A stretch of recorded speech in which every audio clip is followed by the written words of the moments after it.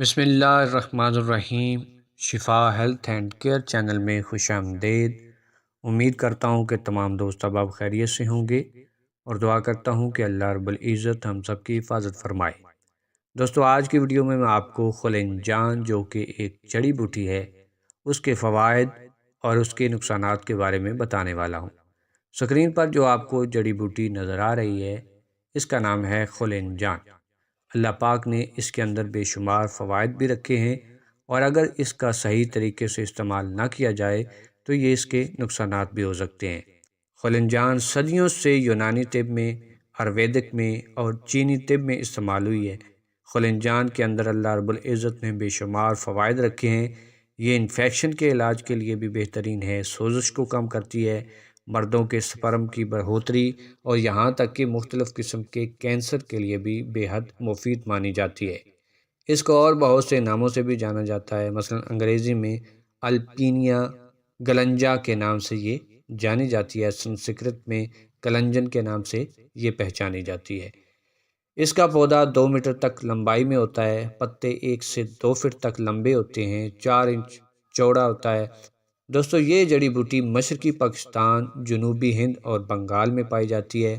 مزاج کے لحاظ سے اس کا مزاج گرم خشک ہوتا ہے۔ دوستو، اس کے استعمال کا طریقہ اور فوائد یہ ہیں کہ خلنجان کا استعمال جسم میں خون کی گردش کو بہتر بنا دیتا ہے۔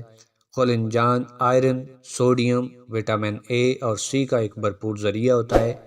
متی دہن ہونے کی وجہ سے منہ کی بدبو کو زائل کرنے کے لیے اس کو چبایا جاتا ہے۔ اس کے علاوہ اس میں مدد لعاب دہن ہونے کی وجہ سے سکل اللسان یعنی کہ لکنت میں باریک پیس کر اس کو زبان پر ملتے ہیں اور اس سے لکنت سے افاقہ ہو جاتا ہے۔ اس کے علاوہ اس کو بلغمی امراض میں بھی استعمال کیا جاتا ہے۔ بلغمی دردوں جیسا کہ درد گردہ اور سلسلے بول میں بھی اس کا استعمال مفید ہے۔ تقویت باء کے لیے اس کو تنہا 3 گرام سفوف لے کر دودھ کے ہمراہ استعمال کیا جاتا ہے، اور کاسر ریا ہونے کے باعث درد شکم کولنج ریحی میں بھی اس کو استعمال کیا جاتا ہے۔ جعلی ہونے کی وجہ سے اس کا سفوف جلد کے داغ دھبوں کو مٹا دیتا ہے۔